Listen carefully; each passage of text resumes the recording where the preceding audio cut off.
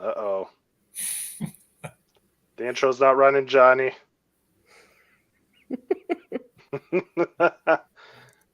Johnny. You there, Johnny? What's going on, Johnny? I don't think we're going to be able to do it. I don't think his hotspot can handle it. Yeah. Do we have to sing the intro song?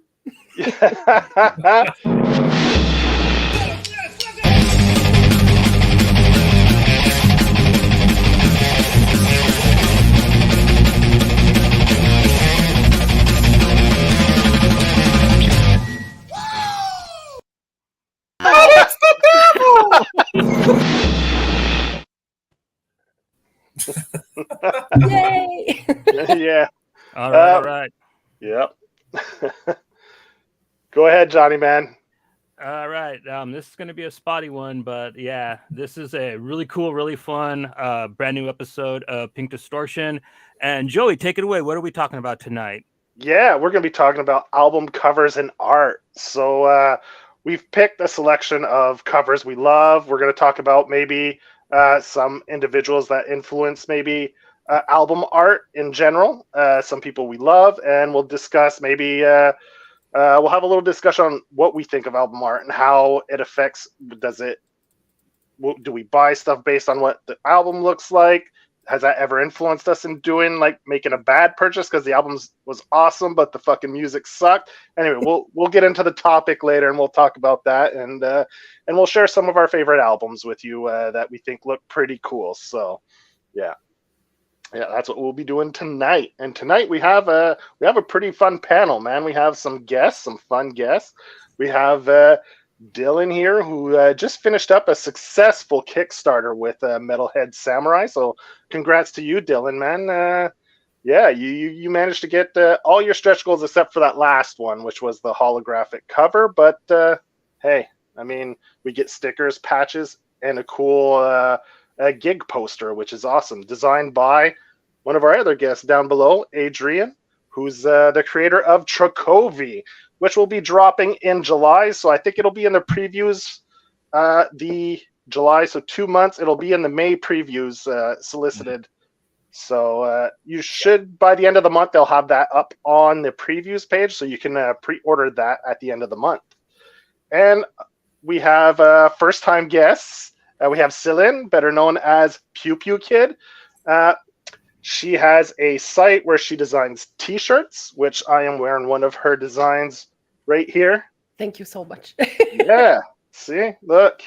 She does fun, takes some of her favorite album covers and incorporates them into some of her favorite shows and movies. I have another one that incorporates a Misfits cover with Mars Attacks. So you can go hit her up on socials or on her site. I believe it's just pewpewkid.com. Yeah, exactly. And same thing on Instagram. On Instagram. There you go. And I believe you got a present recently and you're starting to learn how to tattoo, if I'm not mistaken, right? I got a tattoo machine for Christmas. My partner was nice enough to buy me this. So I'm starting this new journey in art. So yeah, trying this now. Awesome. Doesn't surprise me. You like punk music. You like to draw. You're creative. So hey, I mean, it's fits, it's like the linear thing to do, yeah. I guess. With natural progression. Yeah, exactly. I have studies in fine arts and also in graphic design. So it was like the better way to go with that. So yeah. Where did you do your studies in Montreal? I'm assuming, but what school? Yeah, I went to l'UQAM for my bachelor degree. Okay, and I was specialized in screen printing and acrylic painting. Nice. Screen printing. Yeah, screen printing was so much fun, but it's so messy and it takes so much material to do it. So yeah, in my 3.5 apartment in Montreal, that was really good. Yeah, and I've studied in Cégep for graphic design at Collège Antic. Antic, yeah. Yeah. Perfect. Nice. Very nice. So, thank you. Pleasure to have you on. I hope you have fun for your first time. We've got some fun people on with us, so it should be a blast. It should be a blast. Thank you so much for having me. Awesome. We're just happy to have you here. We were supposed to do this last month, but scheduling and a few things fell through. But we're doing it this month. This is our music show, which I'll just remind people we do. Usually we do it the first of every Friday of the month. We do like a music-centric episode, and we pick different topics that's all related to music. And this month's episode will be album covers and art. So I'll kick it off. Before we kick it off, Dylan or Adrian, do you guys have anything you want to shout out, or before we get going?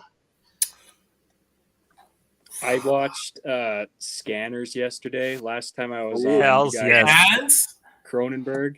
Yes. So last night I watched Scanners. I mean, I'm a big Michael Ironside fan, and he was just he's fantastic in everything he does. Total Recall. He's a badass. Tell the truth though. It's a bummer that main actor didn't get an Oscar for his acting, though, right? Right? Yeah. Yeah. That performance, just I was just shocked at how monotone it was. Oh, yeah. The whole film. Yeah. I couldn't believe it. But I mean, that head explosion is the film shines despite him, which is good. Yeah. It's right up there with Videodrome for me. Those two are like. Oh, and Dead Zone, like that those three in a row were just so beautiful. But Michael Ironside is usually pretty good too, and whatever he does, so he's pretty solid. So, and David Cronenberg, he's like, well, he's our Canadian Spielberg, right? Yeah, more or less, That's messed up. For Cronenberg, I'm not a big Spielberg fan, so. But when I was watching that the first time, I was like, oh man, fuck, this looks like Montreal, that scene. So I went on IMDb to check all the filming locations, and a lot of it was filmed in Montreal, some of it in Toronto as well. So you recognize some of the. Was Eastern Promises in Montreal as well? I'm not sure. Very possibly. Yeah. I mean, it's very possible. Yeah. Yeah. We have Chantal in the chats, a friend of Celine's. She's stopping in to support her friend. Thank you. So, Adrian, you got anything? Oh fuck. No, you don't have to. We could just kick right into it if you want. You know what? Let's get into it. Let's not make this about me. No, all right. Right. Well, I got one. All right, I watched Johnny, a what do you movie got? last night on Tubi. It's called Let the Corpses Tan. It is a Belgian exploitation style film. It's made by this husband and wife team. Their names are Bruno Forazzi and Helene Catet. They did a movie called Amber and another movie called The Strange Color of Your Body's Tears. Those ones are straight up like Giallo homages, but really surreal and fantastical. This one is a lot more like a kind of a Sergio Leone, but modern type film. Very beautifully shot, wonderful music. You can watch it for free on Tubi. I highly recommend it. Let the Corpses Tan. Like, solid film. Good title. It's in French, so Joe should love it. Is it in French? Yeah, it's okay because they're Belgian. So like it's not in Flemish, so it's actually filmed in French. Okay, so. Nice. I will toss in one thing. I got one thing. So I just finished reading. So Quentin Tarantino put out a companion novel to Once Upon a Time in Hollywood. Okay. So it's like it's at first, like when I picked it up, I thought it was going to be basically just a movie, just in written format. But it was like I'd say about 80% all new stuff. It was all like more diving into like side stories and all that. They talk more about Cliff Booth's murdering of his wife. And his whole army career and it was just anyway. It made me love the movie like even more so. Cool. I thought you were gonna mention the Spider Boy. Yeah.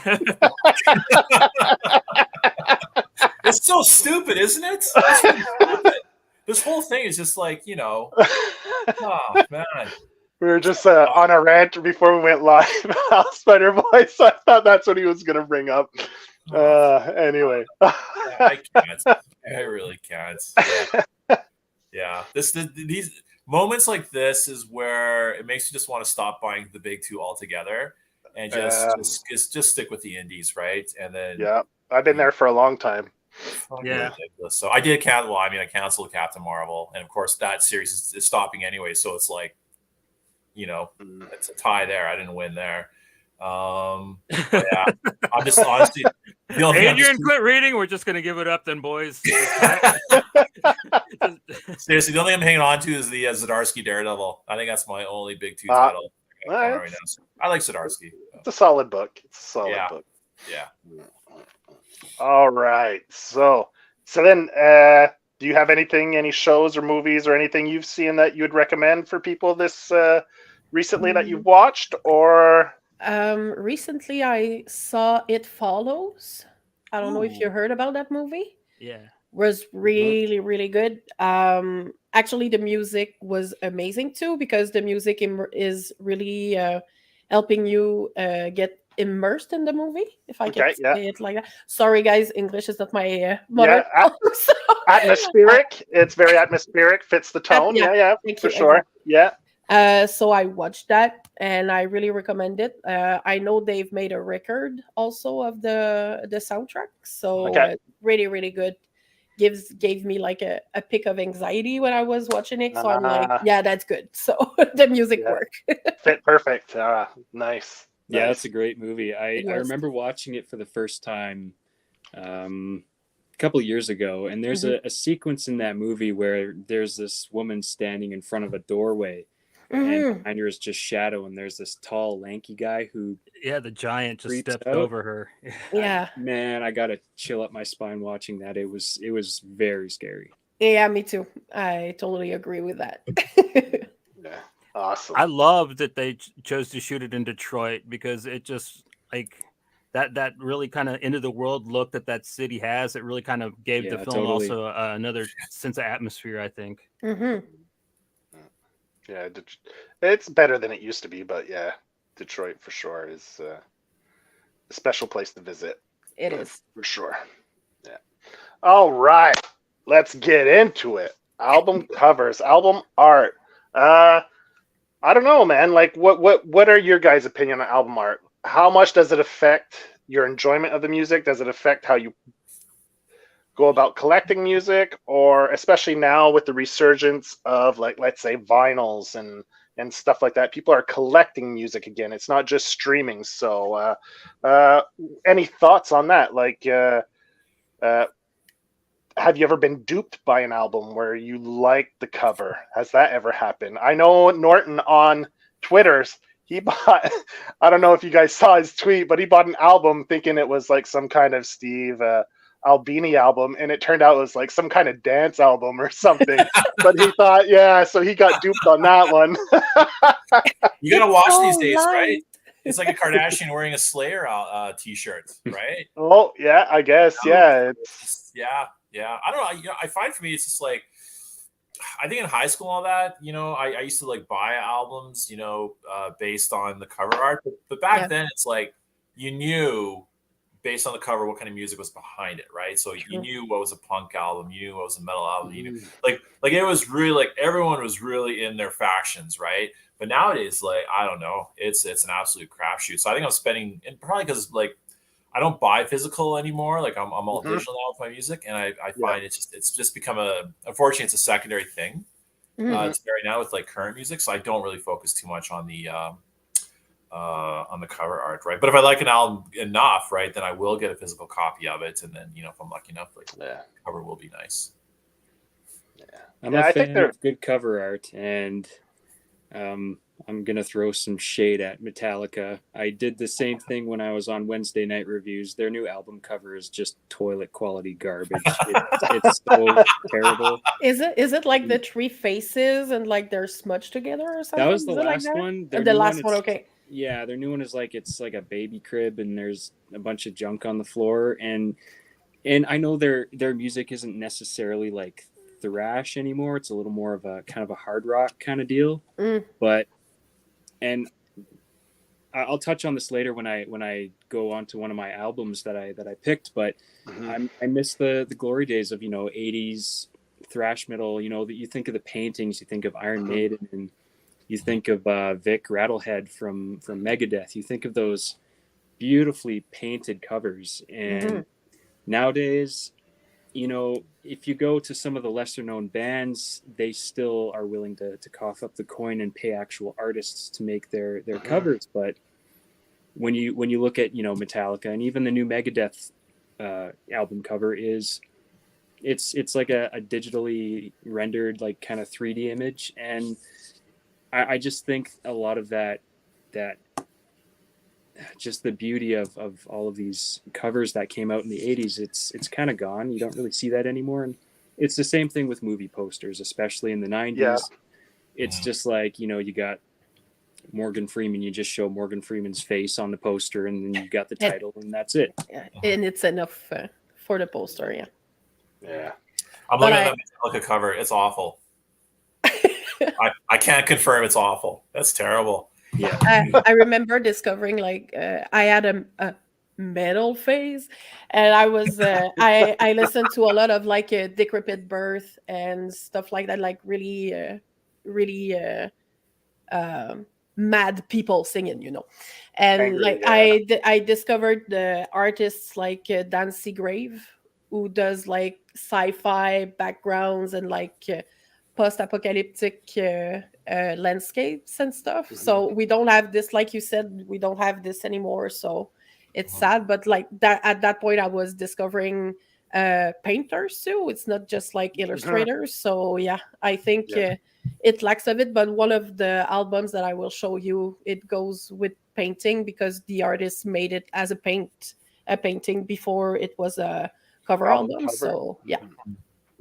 Yeah, I agree with you too, Dylan, and so then like the glory days of like the 80s going into the 90s, like even the late 70s, like even like all media, you had a lot of painters that were doing like the Star Wars movie posters, painters doing like these album covers, and there was a lot of creativity there. And then you know, as time went by, like the turn of the century, like everything started going digital, and like you said, it was just like, okay, take a picture, slap it on.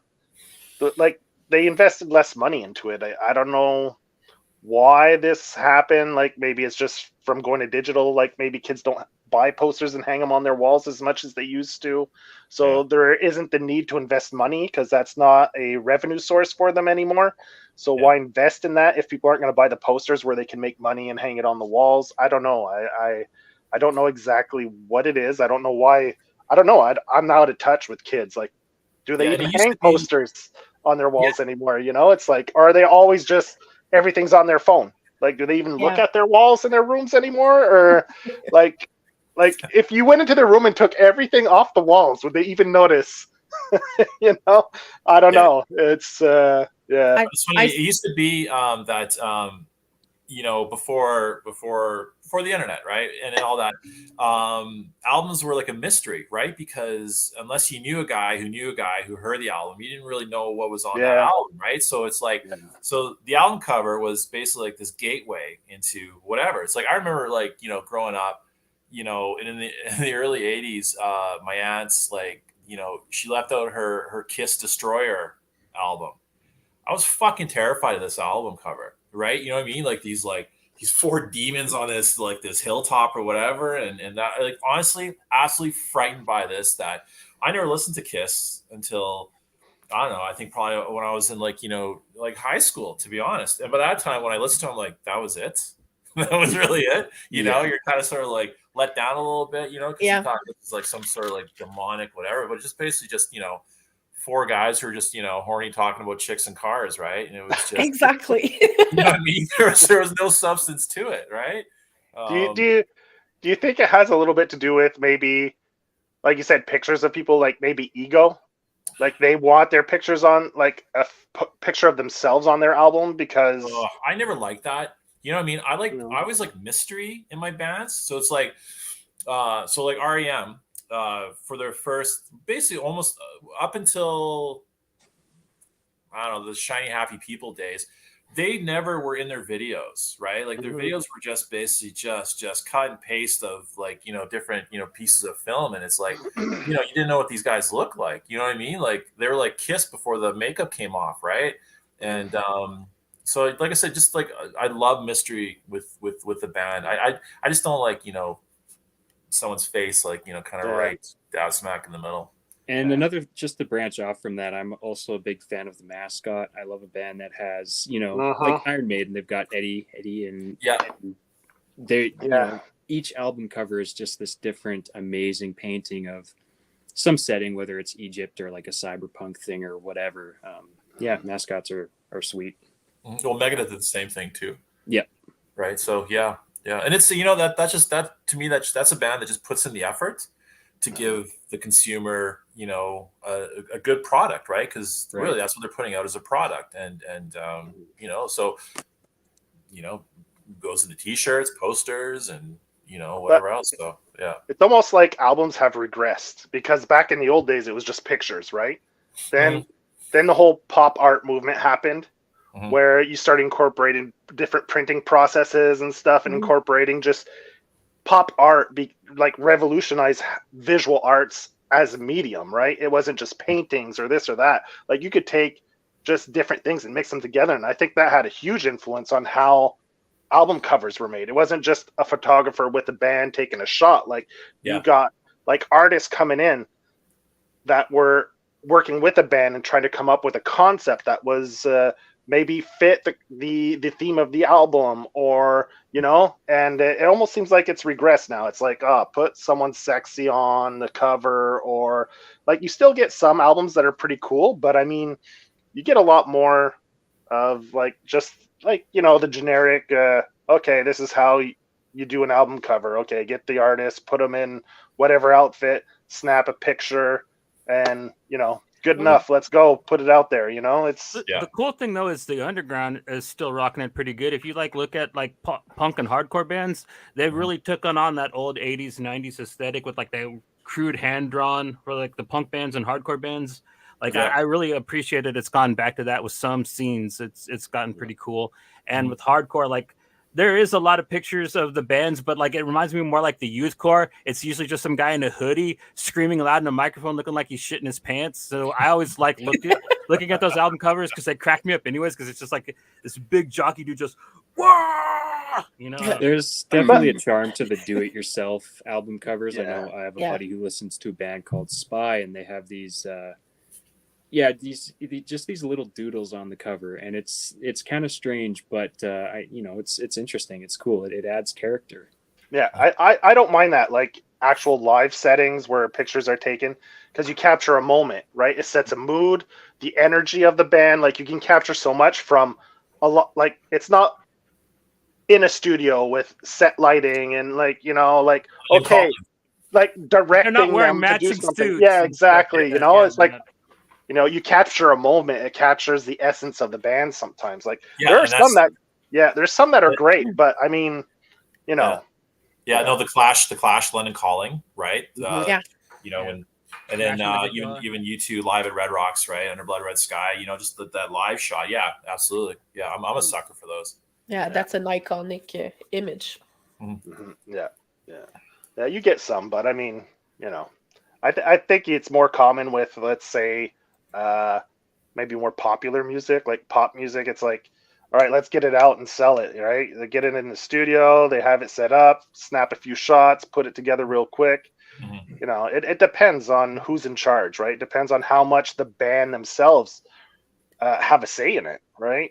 And I think when you sign, you sign with bigger labels, you lose a little bit of that control, right? They try though. I mean, last time I really paid attention to pop music, a lot of the album covers that had art, they look like old Sandy Frank Trapper Keeper covers. Like there was like a Strokes and like an Imagine Dragons album that I saw that like totally like I think I had that Trapper Keeper when I was in 4th grade. Like actually look at it's funny. I'm not a fan, but Rihanna's album Anti ANTI. That's actually really, really nice cover. I gotta admit, So look it up. It's good. Okay. All right, cool. So let's now that Adrian brought up a cover and told us to look at one, let's start taking a look. Let's transition into actually talking about the covers we picked to show off tonight. Who wants to go first? How should we proceed? What are you thinking, Johnny? First. What's that? Ladies first? Yeah, ladies Ladies first. first? Yeah. Perfect. Perfect. Since Pew's Sounds new, good. we go ahead and You let her take the floor.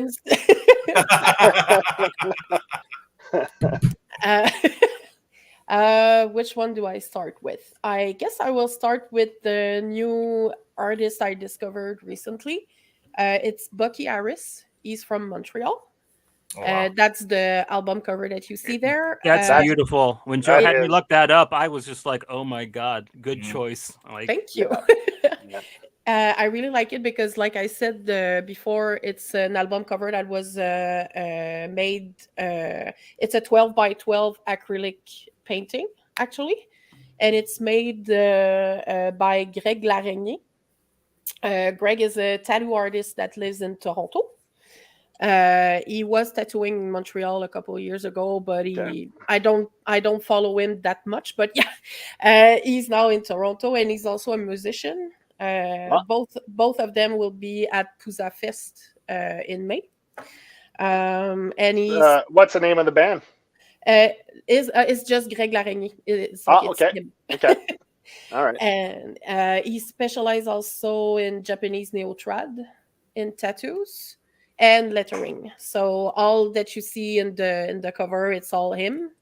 Okay. I choose this album because but the album is really good, first of all. Bucky Harris is really good. If you don't know him, I strongly suggest that you go listen to them. I love the bright colors and also the big flower. I love peonies. I have I think 5 tattoos of peonies on myself. And I love the versatility of the artist also, because he did it as a painting and they transferred it as an album cover. And when you see it really on a large image, you can see all the grain of the paper. You can see also all the ink. So I really, really love to see like the matter on the artwork. I really dig that. So cool. It definitely has. You can, like, now that you say he's a tattoo artist, you get some of the techniques and stuff, the way it's drawn, you get those vibes from it for sure. Yeah, exactly. And I love that it's versatile, because it's not because you're a tattoo artist that you can do album covers or you're comfortable doing album covers or like other pieces of art. So I like that versatility. So that's why I chose it. Excellent. Perfect. That's a great album choice. Yeah. Thank you. Beautiful cover.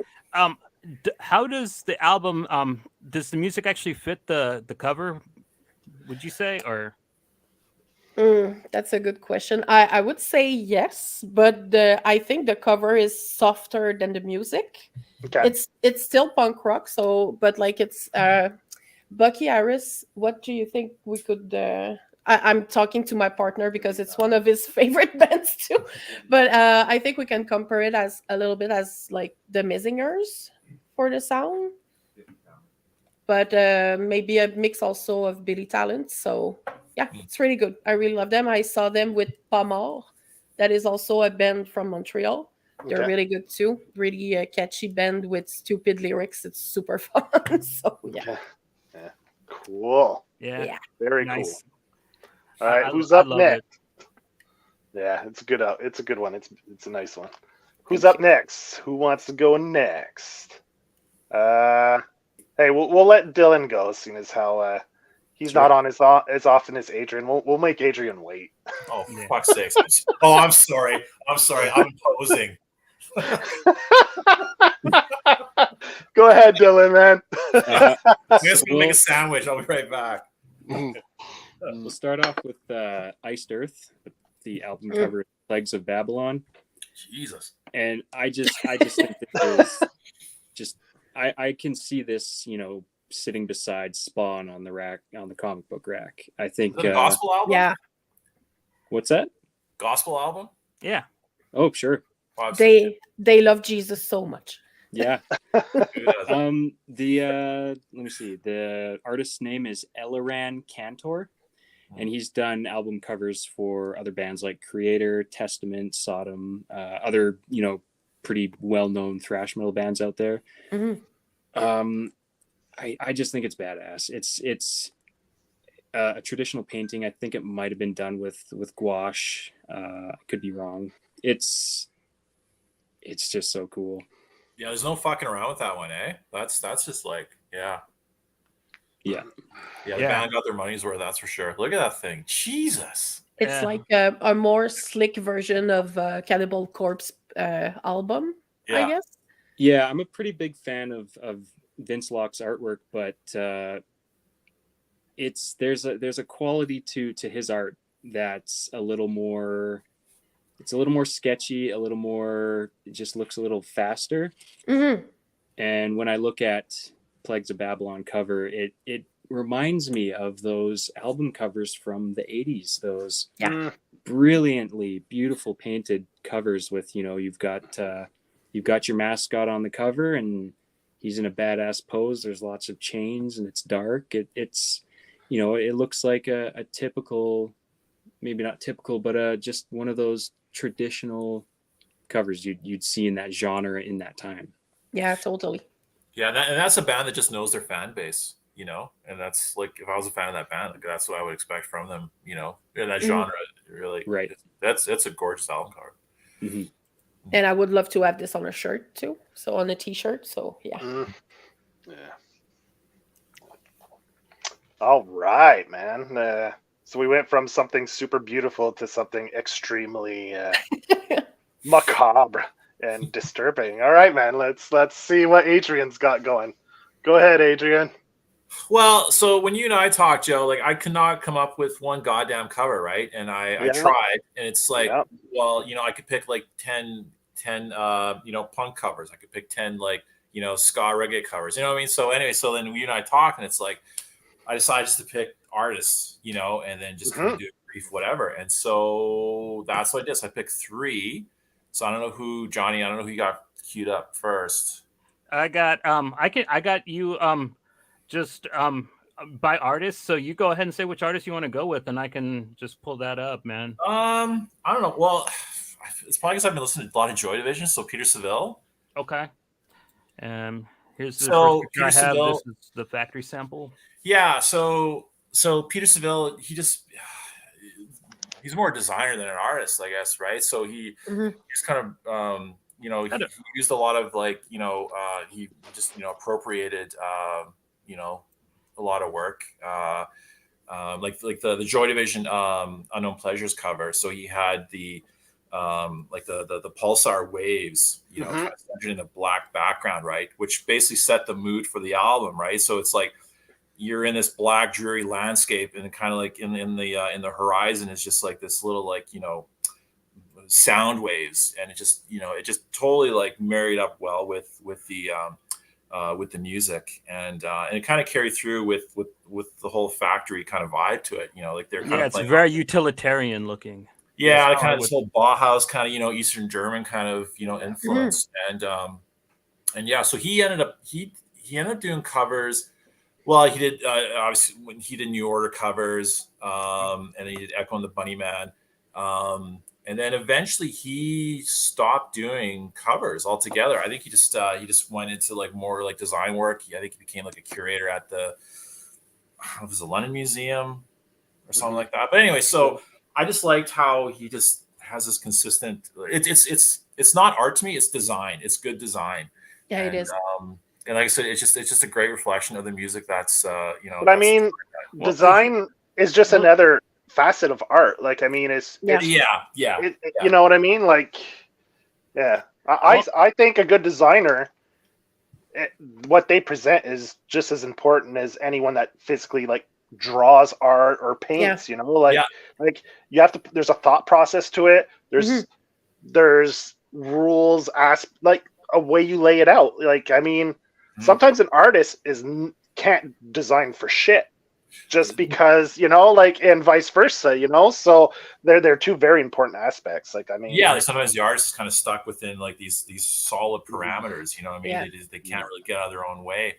Where designer works with clients and they have to hear what the client wants, and they have to, like come up with something that represents the clients, that they're happy with and all that. Like that their product is properly promoted, right? And that's basically what he did with the Joy Division, and then the New Order covers, and then, like I said, with the samples you sent me, it's kind of cool. You kind of see a nice evolution of his art, because like you see the really early stuff, it's kind of found object stuff. It's kind of stenciled.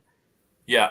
And then when you get to the later works, like it's painterly and he's using models and stuff. So like he really, really kind of came a long way. I love that. Yeah, the pulp cover. Yeah, no, I know, right? That's just him really flexing his design muscles. Sequential is dropping some comments here. I think you have Dawnwood is one of your picks as well, right? Yeah, it's really Dawnwood. All right. So Sequential, keep that stuff for when Adrian brings up one of his other picks, because he'll be touching on the Radiohead stuff, and so he's definitely dropping some fun tidbits that'll be fun for him to drop while you're talking about Radiohead for sure. Yeah. Anyway, so with Peter Saville, because before the comics and all that, like I was a collage artist, and then I basically appropriated other people's works, right, and then basically kind of remixed it and that. And I've always been a sucker for appropriated art. So this is just right my alley. Plus the music that he did covers for, I just every band he did I loved. So nice, very cool. So Johnny, you want to go next, or you want me to you go ahead and go next, man. All right. So when Adrian and I were talking, like he said, he was having a hard time coming up with albums, and I said, well, you could just do what.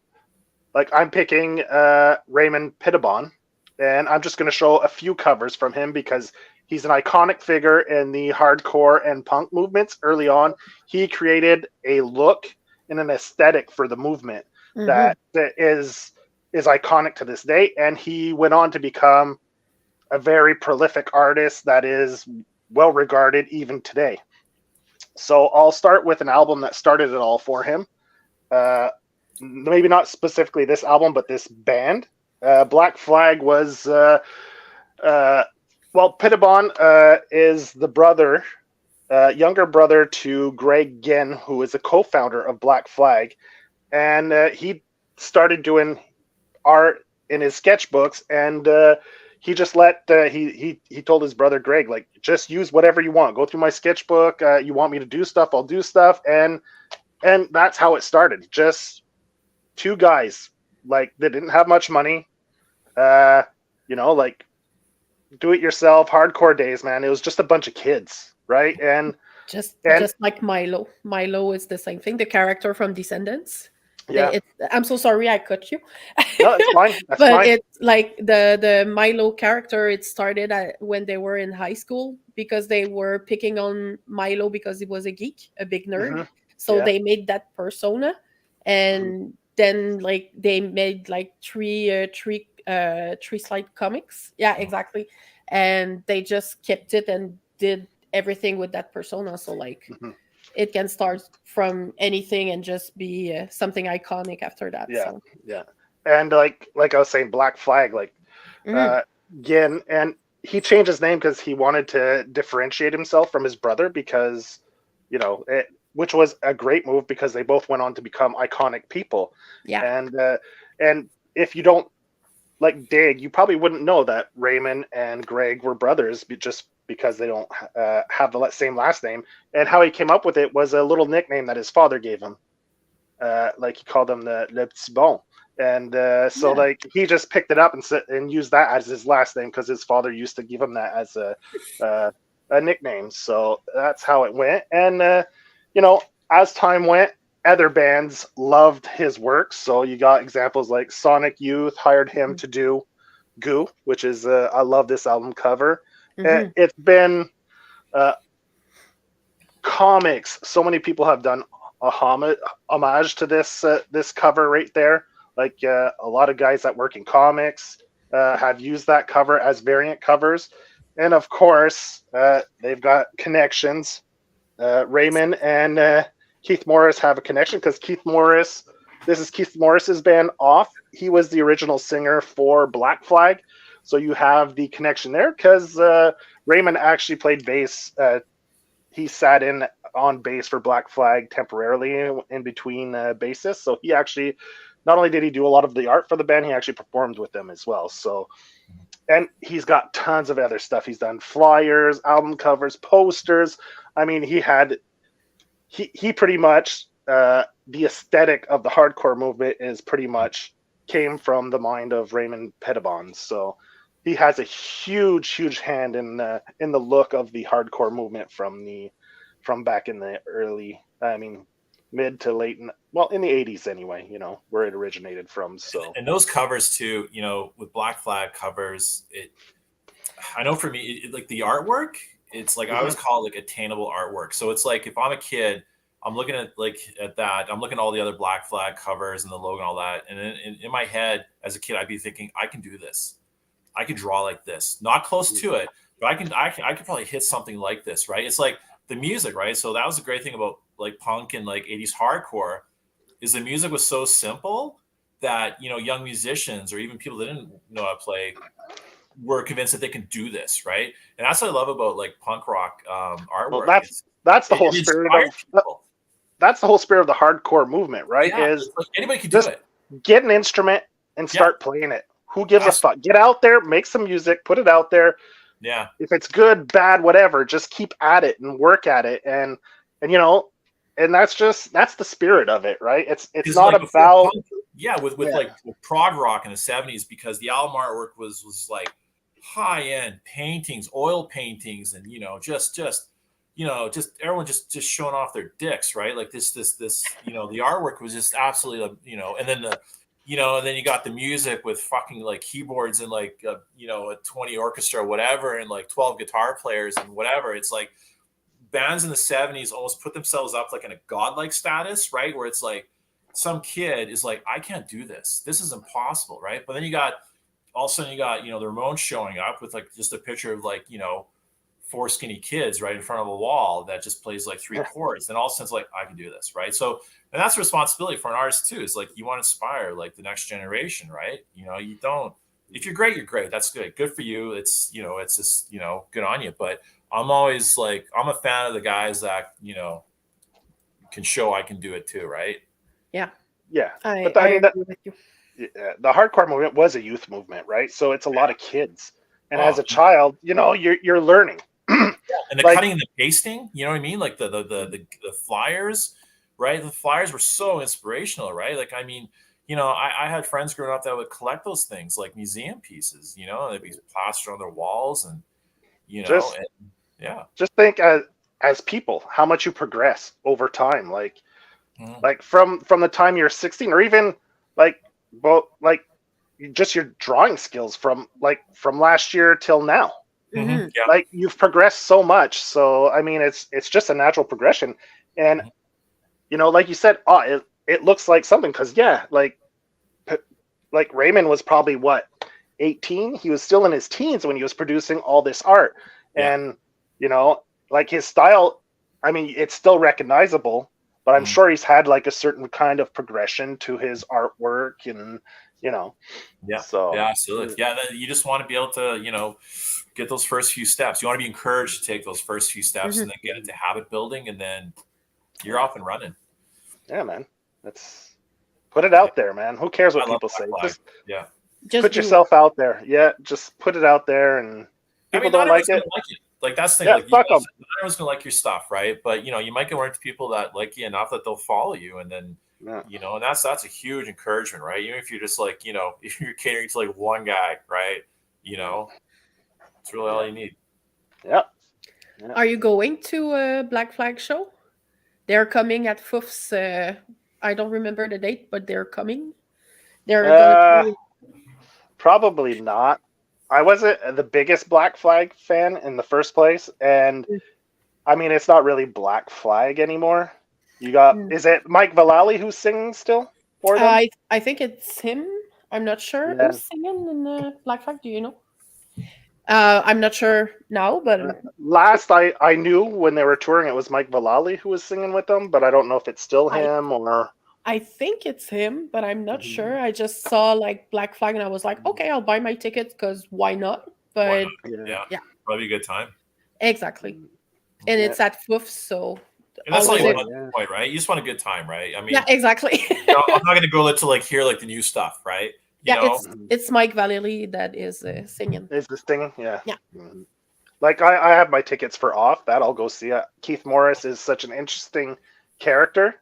Lucky He's you. so personable too. Like I'm excited, but I know Greg Ginn has a reputation for being a bit of an asshole, and so like I never related much to him, you know. So he seems like a difficult person. So I never kind of attached myself to him. It was more other members of the bands that I attached more to, like Henry Rollins was, Mhm.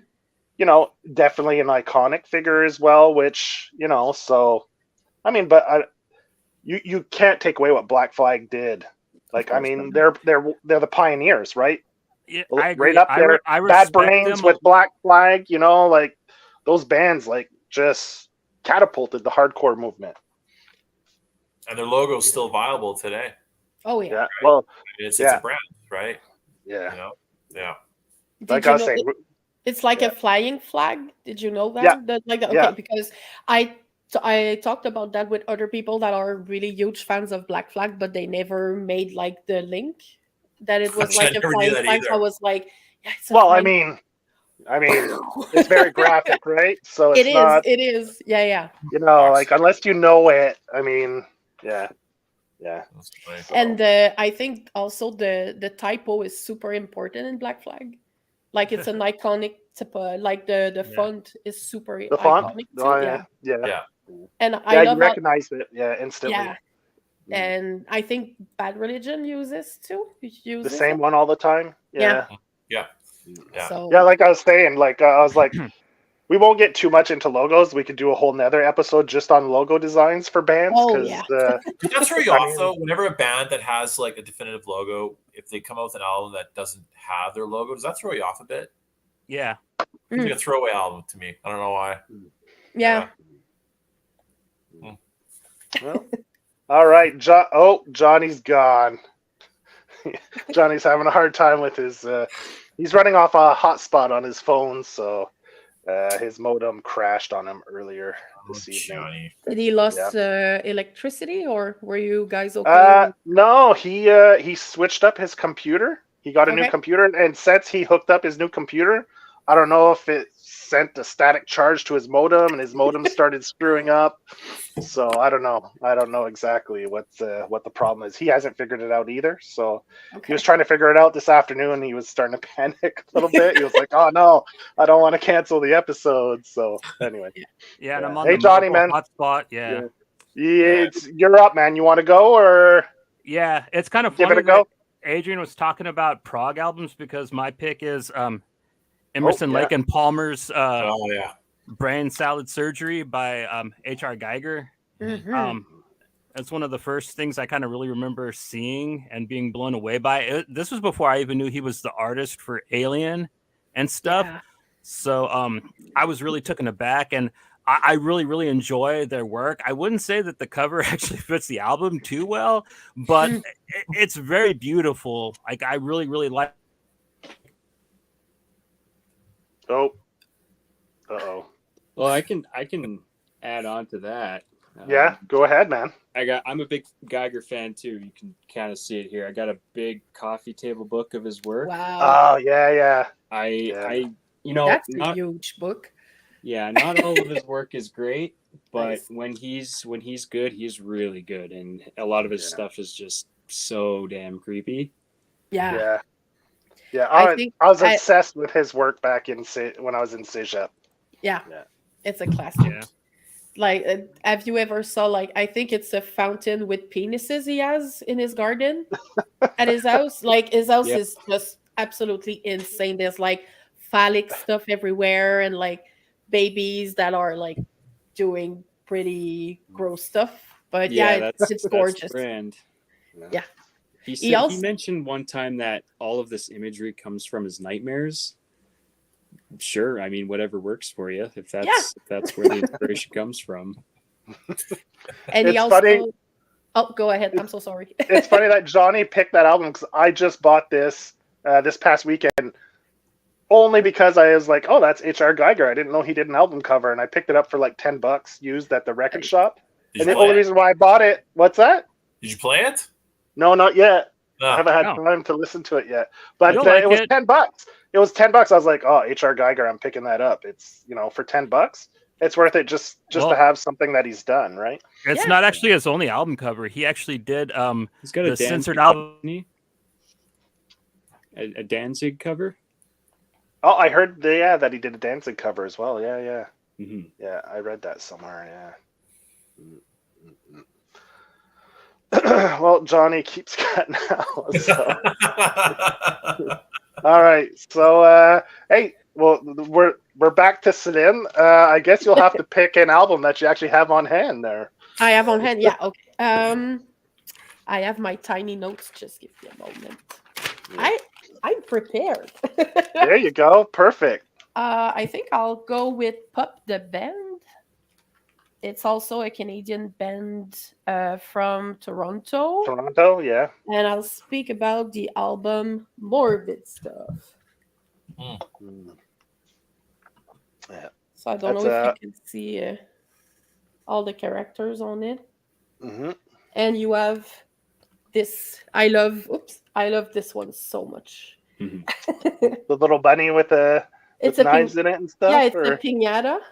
Piñata, And like okay. Yeah. on different designs that they made, it's attached to a balloon with a smiley face on it. Okay. And I chose this album. The artist is Nes Vukovic. He's an illustrator. And his work it's more pastel, but it makes me think a little bit of Charles Burns with the themes mostly, but not the artwork as well, but more in the themes. Themes, okay. Yeah, and he's very versatile, but because he also do wood burning, so he does his illustration on wood and he burn them or he paint directly on wood. Mm-hmm. And what I liked about this album particularly, but the album is absolutely amazing. If you like punk rock, you should totally have to listen to Pop. They made animations and also different drawings for all the different songs on the album. And when you listen to it on Spotify, each song have a little animation with one of the drawings that he made. So I thought that was okay. Yeah, so, when you click on it, right? When you click on the individual songs, it pops up and you get those little back screen things. Yeah, okay. And I think it's a good way to attract the listener to the artwork and the artist because, like we said earlier, we don't buy that much physical albums now. So if you can see at least some animation from the artwork cover and stuff, I think it's a good way to like show it and make it interact with your audience a little bit. Yeah, exactly. Yeah.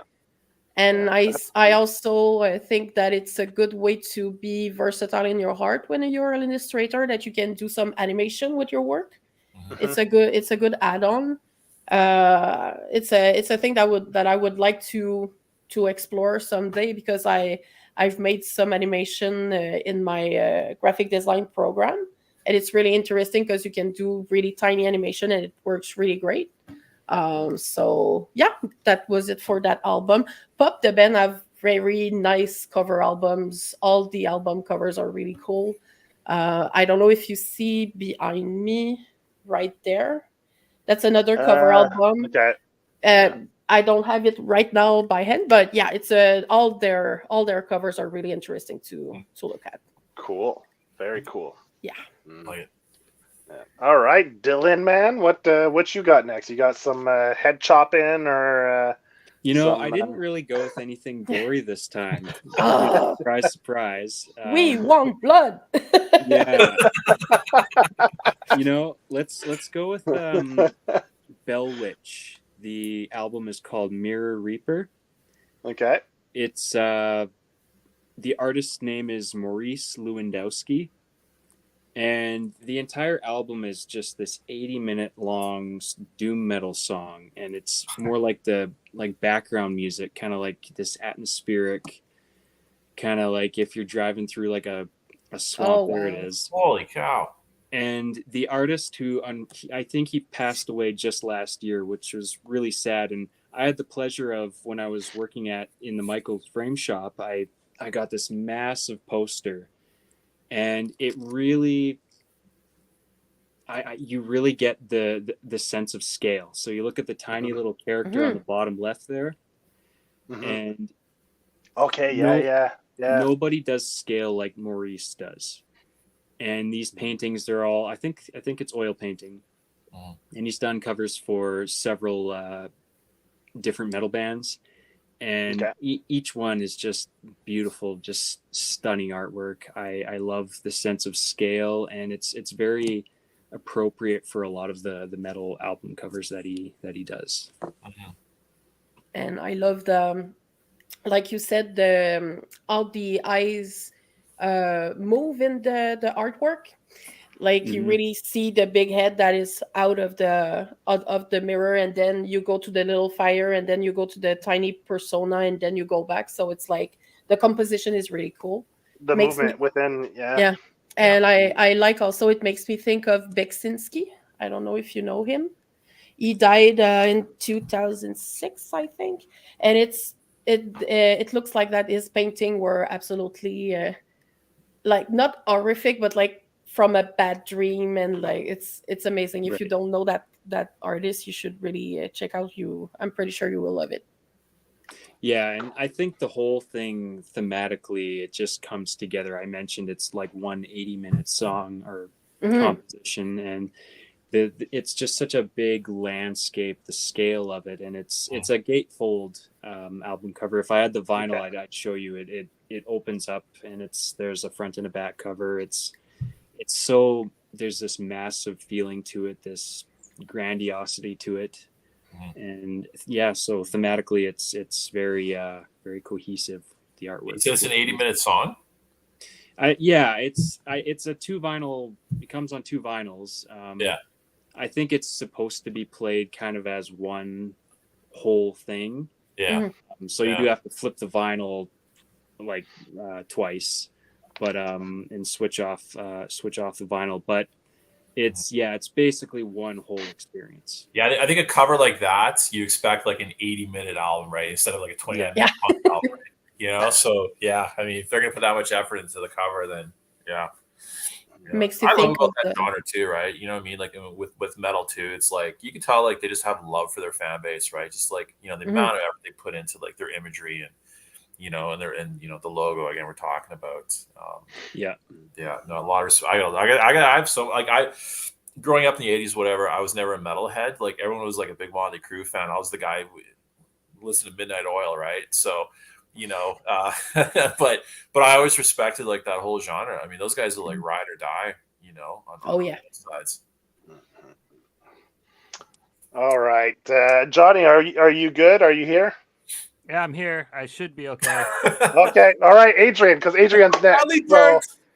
So we got to put you to work.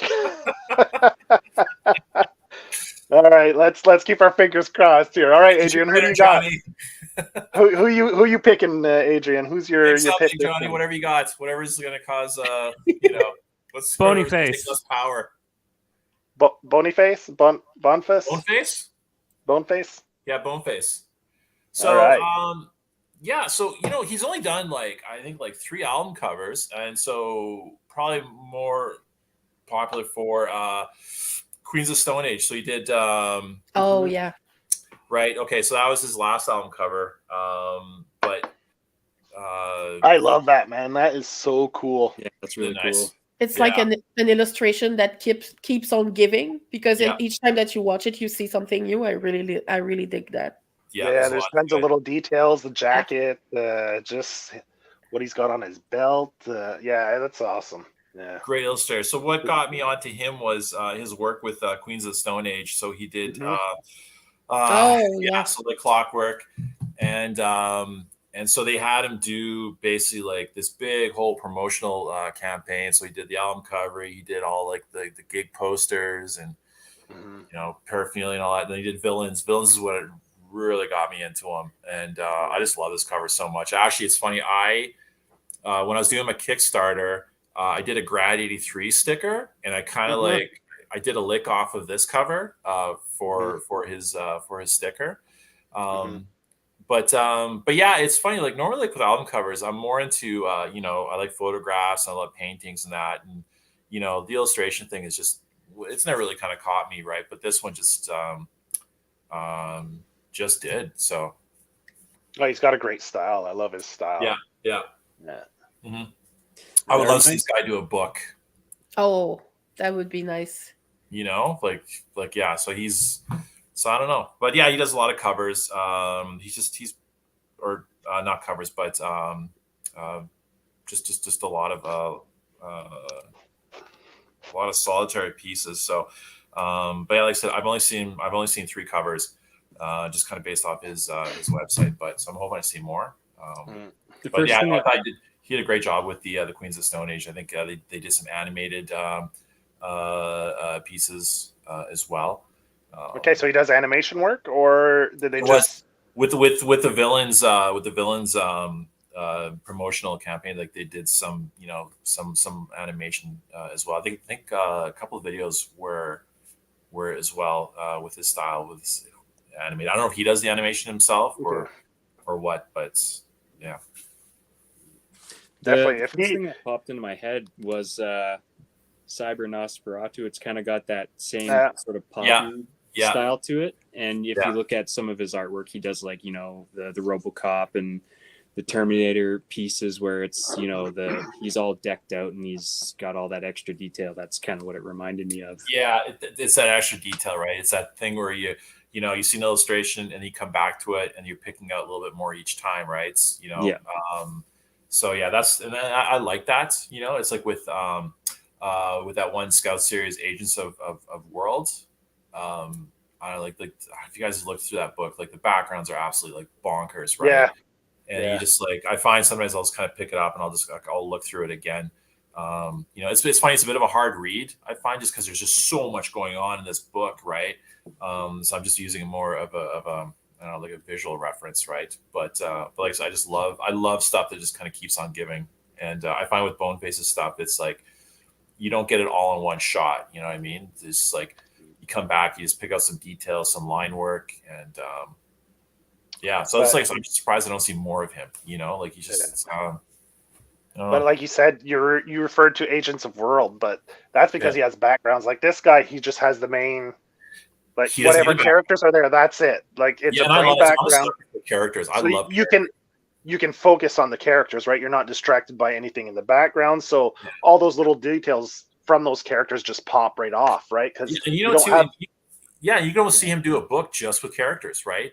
It's like I don't need a background, right? I mean, just maybe an establishing shot and then whatever after that. But kind of in a weird, kind of reminds me of Jamie Hewlett a bit. I could. It's definitely got that a vibe to it, like a more of a punky kind of vibe to his work for sure. Yeah. If he did a comic, I'd buy it, man. Absolutely, for the covers. Yeah. All right, so that would be I'm next. So I'm gonna go with the OCs, man. This cover, I know of the OCs. Like I'm not extremely familiar with their music. I like their music. That's and a good when I was at the vinyl shop, I was like, fuck it, I'm buying this. That cover's just too good. I bought it. This is one of the examples where I mainly bought it for the album cover. So I've listened to a lot of the OCs like through Spotify, so from a lot of different songs from different albums, and I was like, all right, I'll get one of their albums. So I got that one because I really love that cover. And this is from some guy called Elzo Dirt. He's an artist out of Brussels, and he does a lot of like gig posters. He's done like a lot of print stuff, like posters, album covers, like that. And I went on his site, and He's done a few tour posters for the OCs. He did this nice poster for L7 for I don't know what tour it was, but if you go on his site, it's Elzo Dirt, and if you just punch his name in, you can go find it online. And he's got these beautiful, like, I think he has different sections. He has like a silkscreen section where he does like silkscreen posters, and he has different kinds of art that he sells, like prints and stuff like that. It's really cool, and That's nice. the colors are like his color palette's really interesting. Really cool stuff. Definitely, like, it's something when you look at it, you could tell it's his art, right? Like, he's got a definite style that's all to his own. And man, like, I was pretty impressed with his stuff. It's got a very how would you say? What's the style? A lot of borders and decorative elements in a lot of his art. You know, like I don't know what I could refer to that in, like, the style, but I mean, it's really cool. Like it's definitely worth going to check his site out. I'm a fan of the border. Even in comic books, there's this comic book series. I haven't read it yet, but it's called Nosferatu, and all the artwork on every page has border work, like just you know, kind of this old style, you know, leaves and whatever, vines and shit, and it looks amazing. It's so beautiful. My daughter almost keeps like that line work. You know, she's like, "You gotta go heavier here, heavy outlines, right?" So sometimes that's kind of becoming my thing now. I'm starting to get into like the heavy outlines around my characters, right? Give more of a pop in that. So yeah. It almost gives it like a gothic, almost like, or like a church stained glass kind of feel to it sometimes, you know, like it's like, pretty cool. Like cover almost looks like a Megadeth cover album, you know? You know, like 12 pop acts do Megadeth, you know?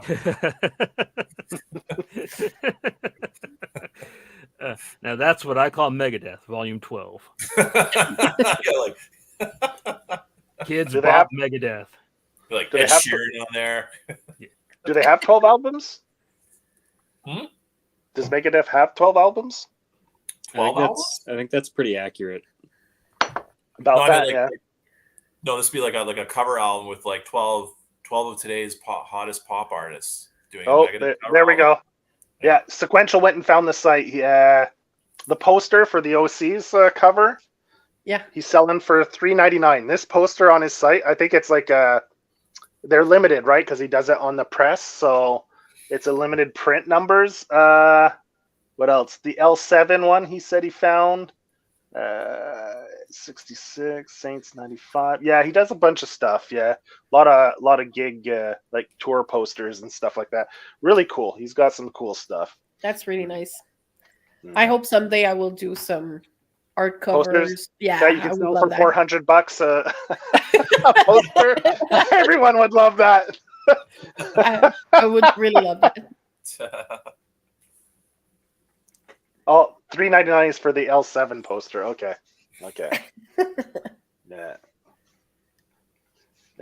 that's cool. It's a nice poster, though. I don't know if I'd pay $3.99 for it, but it's definitely a nice poster. All right. I guess Johnny's not ready. God, Johnny's like the deadbeat dad. Yeah. All right, so then we're back to you. Okay. I only have 2 albums that I can show left, so. Yeah, that's fine. That's fine. I'll go with I guess I'll go with War on Women. I've never heard of this. I don't even know what it is. It's really, really good. It's a super good band, punk band, also kind of hardcore-ish, but more on the punk side. Yeah. Of course, it's a feminist Riot Girl inspired band. A lot of songs about abortions and women's rights and stuff like that. On the illustration that I liked about that, it's like you can see like a vulva, and it's like all the babies. Yeah. Nice. So it's their first album, War on Women, War on Women. The artwork was made by Alex Fine, and actually this artwork is not representative of what he does for the colors. Was more for the band, but his artwork is always on the political side. He works also for. He made illustrations for Time Magazine, Washington Post, Variety, and stuff like that. So he's pretty politically engaged and stuff. And also pop culture related. So he made designs. He made a thing with I think it's Billie Eilish and Photoshop. So he made a smash up with Adobe. I'm not sure what it is, but like it was really interesting to see. But mostly his work is more colorful than the artwork that I showed you. But I really think he's interesting to discover because all his work is related to pop culture and what's going on in the medias and stuff. So yeah. Okay. I love the logo. The title's great. Yeah. Vibe to it. Yeah. And like the background is really raw also. Oh, And you can see the singer here. Yeah, I love that. Yeah, that's so cool. It's a really good band. I saw them live at Puza a couple years ago, and I saw them after that in a couple of shows, and they are huge beasts on stage. They're really, really good. The front woman is amazing too, so I really encourage you to go give it a listen. Where's that band from? I think they're from United States. Okay, so I think it's California, but I'm not sure. Yeah, there's a lot of the woman-fronted hardcore bands are really popping these days. Yeah, like you have Scal. I just heard the new song from Initiate. What's another one? Really Gel. I just went and checked. Yeah, Gel. I'm going to see them on you're going to June see Gel? 6th. Oh, nice. Yeah, I bought my tickets this week to go see Drain Drug Church. Me too. You have Magnitude. Oh, you're going to be there? Club Soda. Course. Yeah. Yeah. So I'm looking forward to that. I went and Gel, man. I was like, ooh, I'm really anxious to see Gel. I heard they put on a really good show. So and Drain is really good too. I've listened to some today, and all their art covers also super nice. So and War on Woman is from Baltimore. To be Baltimore. Exact. Yeah. Cool. Oh, no wonder they're angry. Man, that place is almost as bad as Detroit. I don't know if you've ever seen Baltimore. It's like, pretty toe up, man. But I'm a huge fan of John Waters too, so I'm like, John Waters, straight up. Yeah. Cecil.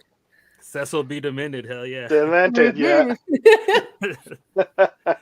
Man, when they're at a place and they're just all eating the oysters. That's so funny, man. Yeah. I really love his mind and his filthiness. I'm a fan of Divine also, so yeah. Yeah. All right, Johnny, you want to give it a go? You want to chance it? I kind of got a minute here where it's working really good. So we were talking about like old school punk rock. Joe represented American hardcore pretty good, so I'm going to do the UK. Subhumans. Yeah, Religious Wars EP by Subhumans. I just love how blasphemous, but like not overdone it is. I mean, it just nails that 80s punk rock aesthetic. You know, that's just so vibrantly done in that cartoonish style with like that just evil reverend. I love that character. Like it's like made with a big pen or something. I really like that. Yeah, man. Well, that's so typical back in the day, right? Because no money. What's the cheapest thing to print? Xerox. Black and white, baby. Black and white. Right? Well, just go black and white. Yeah. Oh no, Johnny's gone. Oh no, he's here. He's still here. Hang in there, Johnny. I got choppy for a second, yeah. But if you see, it says pay no more than 65 pence, which, like, they're not even asking money for this record either. Like, that's a that is such a that is like the 80s hardcore scene right there, right there, right. That's why I wanted to pick like some of those type of albums, right? Like Exploited or whatever. I couldn't though. It's just like. You know what I mean? It's like it's absolutely impossible to pick one that really stands out from the others. Well, that stretch goal like gig poster you did is definitely like that you did for Dylan's campaign, man. That's exactly straight up flyers. That's Yeah, there's nothing special about it. Well, it is special because whatever. But you know what I mean. Like there's nothing that's. Sorry, Dylan. No, it's great. It's all good. No, but you know what I mean. There's just that's just what we did back then, right? You know what I mean? Yeah, you definitely designed it in the spirit of that kind of feel and look and man, I love that kind of look. There's I forget the name of his. There's this Instagram artist, and all his work is all like that Xerox kind of collage style. Infernal something. I can't remember. But all his stuff is in that style, and it's so I think I looked him up too because I was trying to figure out how to do it just all in Photoshop, just so I didn't have to do it in physical cutting and pasting. I ended up doing physical cutting and pasting, like fuck it, right? So but it's funny, it's like, nowadays it's like if you can get a hold of an old school Xerox machine copier, like, you know what I mean, to get like those lines and that's that roughness and that and I'm telling you, that's the way to go. Just right? thinking that's such a dead technology now when it was so prevalent in our youth. You know what I mean? It's insane. Like how much was it for? Was it like 5 cents a copy, 10 cents a copy? Like, dude, for a buck, you could get so much, right? So. No, I loved doing posters. When I was like about 10 years ago, so I had a radio show on the University of Alberta campus on CJSR. And so we had a show called Chewbacca Kaboom. And, so it was funny. So I just like one day I just like, I just made up a little gig poster, right? I cut off like, some dude in a suit, cut up Chewbacca's head, blah, blah, blah. A little kidnapping note, ransom in the back, Chewbacca Kaboom. Went to Staples, made like 100 copies and just plastered it all over university, right? And it's like, that's the thing, right? A lot of times, like, artists back then, well, they weren't just artists. Sometimes they're just like band members or like, family or friends of a band, whatever. Like, they got to throw together like a poster, like, with zero budget and, like you're working within like, the confines of whatever, what do you got on hand. And it's like they say, right? Necessity, man, is the mother of all invention. But you know what? Right? It's a quick process, right? Like with Dylan's poster, right? It's like, it's a quick, it's like maybe like an hour's worth of work, right? Because that's just how that style is. It's just, you just jam as much info as you can in there and find some cool shit you like. You put it in there and find some cool shit you like. And absolutely. Right. Cut out some words and some letters. Yeah. Yeah. I like that. It's basically me just taking, this is all Dylan's stuff. All I did was just basically just cut and paste and move it around. So really I just like facilitated his work. Right. And, but that's just how it was back then. Right. It's like, you know what I mean? Like some of my favorite covers and gig posters had like Ronald Reagan on it. Right. Because everyone's pissed off with the Reagans back then. And, I'm sucking for that. Just say no, Adrian.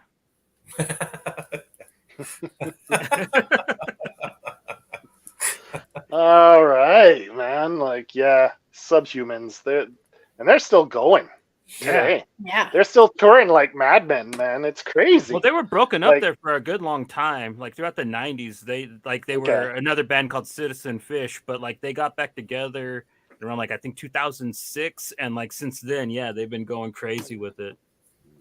I'd like to see them if they ever come to Montreal. I'd definitely try to snag some of those tickets if they came a couple years ago, I think. Yeah, but it like the Broken Hip tour, like there.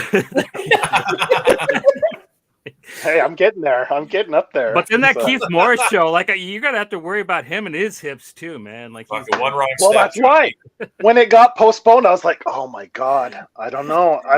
Is he gonna make it? Is he gonna make it? Like, because I was supposed to go see that in October, and then I got it, and it was like rescheduled for May. I was like, dude's not young, man. I don't know, like, and he toured North America. He went to Europe, and now he's back. So I'm like, dude's been doing a lot of shows. Like, is he just going to be like, I'm burnt out, I can't do it anymore? I'm like, but dude, we're getting to that age though where it's like, is he going to make it or am I going to make it? You know what I mean? Yeah. Like, you kind of get to that point now. It's like honestly, it's like I start to think ahead. It's like when I get off this couch, am I going to fucking twist my knee? You know what I mean? You kind of start thinking about these things, right? It's like, should I have a life alert? When do I get a life alert? You know, who am I going to call when I fall down? I'm not sure, right? You know, my kids don't answer their texts on time, so I'll probably just bleed out. You know what I mean? You worry about these things, right? So when you see like bands that you like getting like old as fuck, right? And you're like, oh my god, look how old that guy is, and you're like, fuck, how old am I? You need a panic button on your keychain. That's what you need. I've fallen and I can't get up.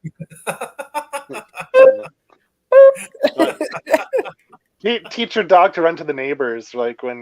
But then you worry about like, you know, are you wearing clean underwear at the time, right? You know what I mean? When you fall down and that, like they can find you in a pile of filth. Well, I think once you reach a certain age, you just don't give a shit anymore. I'm like slowly getting one time, I remember when I was living in Montreal, I was at the supermarket and there was me and this old lady in front of me, and she was just letting them rip, man. And there was a young girl at the cash, and she just, her eyes are wide open, and she looks at me like, and that lady's pulling out her change, just letting them rip, like. And the young cashier's looking at me like, I can't believe this, and I was like, dude, once you get to an age, she's fucking like, fuck it. Right?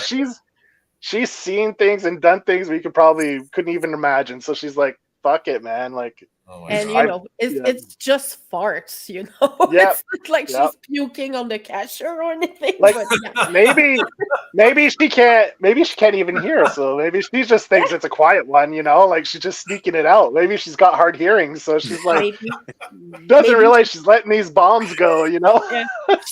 She doesn't feel them, so it's like she's like, they're not going to remember me. I'm not going to see them again, right? Yeah, that's it. Where it's like, you stop worrying about other people, what they care about. And you're in line and you're like, I can taste it.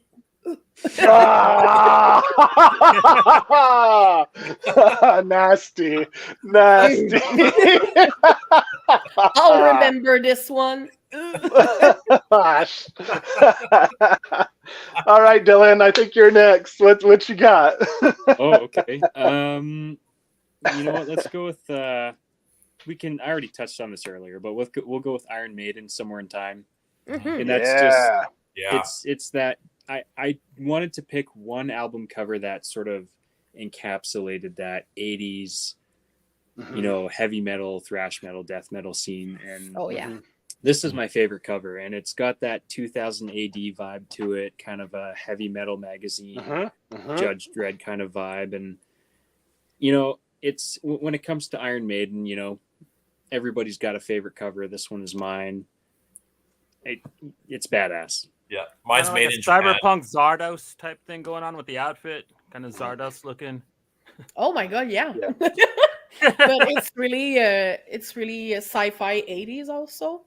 I can tell you, in terms of like just complete catalog, I'd be really hard pressed to pick somebody better than Iron Maiden for their album covers. Like, like honestly, who else would you pick? Like, really? I mean, you could say Mega. Mega, that's just a knockoff of Iron Maiden, right? And then Vic's not on too many other album covers though either. Like Eddie's on every album cover, every T-shirt, like I'm telling everything. You, I was like, again, never like the biggest metal guy, never the biggest Maiden, whatever, you know. But like I said, I like Maiden Japan. I think it's the only Maiden album I own. It was an EP, a live EP. But I just like, you know, just the cover, and then of course, then that got into their shows, right? You know, with the whole, you know, animatronics and all that, and just no, I'd say they're probably the best in terms of covers. And like I wasn't even a big Iron Maiden fan either, and I had one of the posters up on my walls because it was just they're too epic. Like the one where he's in the fighter plane. You have the other one where he's like they put him in every situation, and the poster I had was Stranger in a Strange Land. He's got the trench coat with the hat in the bar. Like, that's the poster I had hanging on my wall. I thought that was so cool. And I knew tons of people that had the posters. Like, they must have made more money selling posters than they ever did playing concerts or selling albums, because everyone I know had an Iron Maiden poster. At least 1, 2, 3, 4. I mean, it was crazy. And they were covers of comics that were never made. The greatest comics that were never made. You know what I mean? Like, just, oh my Lord. Yeah. That's a beautiful way to put it, Adrian. The artist's name is Derek Riggs, and he goes to Comic Cons, and I've seen him do like little sketch covers. So you can get like I saw this Venom. It was like an Eddie Venom verse sketch cover, and nice. That is cool. Dream, man. I want one of those. And like you said, probably the best mascot in all of music. I can't think of a better one. Who else? Honestly, who Eddie. I else? mean, Eddie takes the crown. Yeah. I mean, the logo too. The logo as well, right? Just like, yeah. ask anyone that grew up in the 80s, 90s. You say the word Eddie, and what are they going to come up with? They're going to come up with this character. Yeah. Right. Yeah. I mean, either that or Randy Quaid from the Vacation. He's the other cousin Eddie. Well, maybe Eddie Murphy, but whatever. Eddie Van Halen, though, if you're going around that time. Yeah. Yeah, there was quite a few Eddies back in the 80s, eh? Now that you think of it, it's pretty popular. Let's try again, Joe. Yeah. Oh, well, what you going to do, All right, man. We're going to go with Adrien next. So, God damn it, Johnny. Hey, I'm back. He's back. All right. Imagine Johnny just pulling like a ripcord into some old generator. No, he's on a bike. He gets tired, so fucking he loses the connection. Oh! Yeah, he's riding his bike right now, fucking all sweaty and stuff. Yeah. He's like, this is the worst fucking episode I've ever done. I'm fucking tired. It took everything out of me. Yeah. All right, man. So your last one is Stanley Donwood. Basically, I always look at Stanley Donwood as the sixth member of Radiohead because he's basically, apart from Pablo Honey, he's done everything. I don't know if he did the Bends though. I don't think he did the Bends. I think he came on OK Computer, and so apart from his work from Radiohead, I love Stanley Donwood's work because I just love his painting style. It's just this whole chaotic, almost like a palette knife kind of application. Mm-hmm. And he's got a bit of a collage vibe to him as well. But I find with him, like with Peter Seville and Joy Division, I find that his imagery mirrors the music that Radiohead put out from OK Computer on. And this whole atmospheric, just a soundscape. It was just a perfect marriage. It's almost like with like with Gorillaz and Jamie Hewlett, right? That's how I look at Radiohead and Stanley Donwood, just this perfect marriage, where they have him dealing with all the marketing and that, and then really just it's almost like I don't know, maybe this is true or not, but I almost feel like he presents the band with his pieces, and then they make a soundtrack to his paintings. I kind of wonder like which came, the whole chicken and the egg kind of thing, right? And so that's kind of like I'm at the point now with every Radiohead album. It's basically, like I said, it's just music to the painting, and it's just just a way for you just to enjoy Donwood's work. And it's not just the main album covers, it's all like the gig posters, a couple of DVD covers, singles. Like the artwork for some of the singles are even better than the main cover work, right? And then he stuck with Tom York, and it's just beautiful. It's absolutely beautiful work. It's just so consistent. Well, every piece is different, but it's still a consistent vibe. You know what I mean? He doesn't stray too much, and it's just it's just, to me, it's like the absolute perfect marriage. Like, apart from Iron Maiden, right? It's the perfect marriage of visual and and sound. Well, Sequential Geek, his comments before when he was talking about Donwood is, if I read it properly as I was scrolling through, I think he wrote that Donwood is Tom York. No, it's like no, it's a name. People.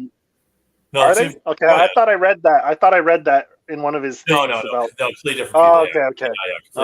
Yeah, so Donwood did do work with Tom York when Tom York did his solo stuff. Oh, okay, that's what he was probably writing then. That relationship.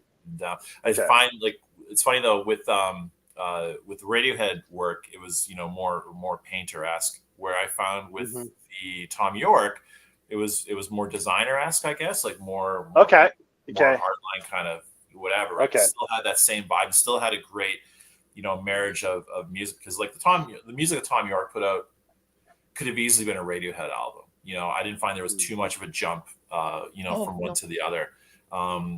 But he still maintained the aesthetic. He just really he maintained the brand, right? So Tom York didn't go off and do like a country album kind of bullshit, right? So it felt, all That would part be of this, wicked. the He should Radiohead do it. universe, right? Okay.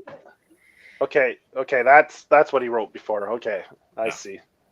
I had the Eraser album, the deluxe edition, and like all the white was in gold flakes. Yeah, Was so gorgeous. It is really absolutely gorgeous. And actually, it's funny. Those are the vinyls I still buy. Actually, it's the Radiohead vinyls, just because I just get a complete package with it. And it's like when you go to, like the first few notes of Everything in Its Right Place. You know what I mean? And it's just the do do do do do, and then just like that whole, that rumble, right? And then when you look at the covers, right, you just kind of, it's almost like, I find like some of these covers are like set up shots in a movie, you know what I mean? And then Radiohead kind of sets up like the intro music, and then I just want to kind of like, I want them to kind of go into that landscape, and then kind of like present the story, like behind those like mountains and whatnot. So it's an experience. It's an absolute experience, and it's such a cohesive relationship. That I really do feel like, that you can tell that both sides, inspire each other creatively, and then we all benefit for it. Oh yeah. There's some definitely like, and I like the variety. Some are, like you said, more painterly, then it's some are more like almost like a Photoshop kind of style. Then you have a really super graphic one, like just the different styles, and they're all done so well. Like he's got such diversity with what he can do with his work, like from the design aspect to the art aspect, and how he marries the two of them together. It's almost flawless. And it's just this gateway into getting into his work. You start exploring his his catalog, and it's just like, my oh my. Really, it's just very inspiring stuff. If I ever got into painting, it would be something kind of chaotic like that. You know what I mean? And again, too, it's funny, going back to attainable art. Stanley Donwood's stuff is, obviously it's his, but it's something that you can almost aspire to kind of hit. You know what I mean? Like in some kind of fashion, right? You know what I mean? Like it's not gonna be obviously like it, but because it's so chaotic, it's so free. There's no real. I don't know, not heavy. I don't know. There is a style though, because when you see it, you recognize it's almost like a fingerprint, right? No, exactly. There is a style, right? Yeah. Right. But in terms of like, I don't want to say it's like in terms of like the skill level, it's not. It doesn't have to do with realism. It has to do with the concept, the imagination. Feeling. It's just right. Yeah. A vibe, an emotion, how it movement, right? Exactly, right. So it's more about the gestual when you do it, also. Yeah, absolutely. And I think it's like it's just inspiring enough that it would make you want to give it a go, right? I compare it to old school punk albums, right? And it's like it's super abstract, but also super calculated. Like it looks chaotic, but it's so calculated. Like the coloring, right? Like exactly, like how certain splatters have to sit in certain places, right? Exactly. Like some people think it's just a matter of whatever you walk away from it, but it's not. It's like you have to have the right color, like with the right. And I think the right background color, like the certain splatters have to be in a certain spot, right? It's his composition, that's where the challenge lies, right? And that's where the skill lies, because if you make a like a beautiful painting of a flower in a vase, everyone's like, oh, that's a beautiful flower in a vase, right? Right away, it's like more realistic. But when you're going into this, you're trying to evoke an emotion, a feeling from someone without presenting them with something photorealist, or like it's more about the colors, like you said, maybe just the way you draw a line and how it appeals to people. And I think that's the skill there is in that, like taking something abstract and getting emotion from people from something abstract. That's definitely a skill. Like I went to MoMA in New York one time, and I saw like, I'm not a fan of the person, but like I saw what's his name again? the great artist. He's a guy. He does abstract. Pollock, Jackson Pollock. Yeah. I hate Oh. Jackson Pollock. I hate that guy. But like his artwork, it's. I was in front of it. It's huge. It's so huge. It's supposed to be massive. Yeah. It is. It's super massive, and you see because he was running on his paintings. He was painting on the floor, like the canvas was on the floor when he was doing his stuff. Yeah. And you can see like the end when he was falling because he was too drunk, like the cigarette burns on the canvas because he's drunk all the time, and he's an alcoholic. Yeah. And like I had an emotion because I was like, it doesn't say anything, but it screams emotion so much that it was such an impressive painting. But I've always loved Jackson Pollock, and it's funny. I don't know if you ever saw the movie with and it's funny you just realize like, and it's funny, it's like, you know, when people like, you know, some people, they're very dismissive about artwork, especially stuff like Jackson Pollock, like anyone can do that, right, kind of thing. But he had a real method to this madness, right? Like basically it's like he's recording movements. You know what I mean? It's like he's almost like putting down music, right? Like, you know, like with the Peter Saville Joy Division, whatever, with the pulsar waves, right? That's, to me, like that's what Pollock was doing. He was laying down like sound waves, you know, of his movements. And you know, when you watch that movie, right, and you see Ed Harris, you know, just like, you know, he was mimicking the movement, you know, based on old video footage of Jackson Pollock. You just kind of see him almost like he's dancing with the canvas. You know what I mean? It's like he's got this song in his head. He can't play an instrument apart from this brush, and his brush is his instrument. And he's just laying down, like it's like a song, you know what I mean? That only he knows in his head, right? So, and it's like it's music that you can't read, and it's just like it's just all about movements, you know. And then I find like with Stanley Donwood, I it's almost the same way. It's like he lays out this storm, but in that storm, he gives you this little tiny passage, you know, to safety kind of thing, right? With his decisions and whatnot, and it's a great way to explain it. And most of the artists that I know that do abstract are like super like Cartesian. I'm not sure the word in English, but like they are really it's like, for myself, I don't sketch a lot. Like I take pictures, I take notes, but I don't sketch much either. I don't sketch a lot, but like all my friends that I know that do abstract art, they always sketch. But like they're calculated. Exactly. But like when they do it after that, the painting speaks for itself. So like they're adaptive to the medium that they are using. But they always have an idea at first, and they sketch and they sketch and they sketch. And I'm like, why are you sketching? And it makes like all the difference in the world when you see the artwork after that.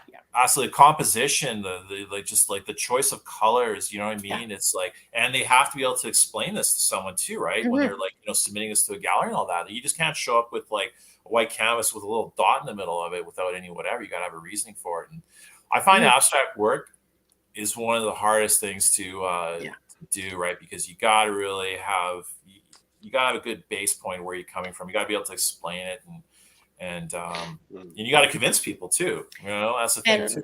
And it's also really for myself, because I do more figurative work, like doing abstract, it's like a total let go of every aspects, you know, of what is a vase. Like, to take the Joel's example, you have to give up what is a real vase or what is a real flower, and then just do it with the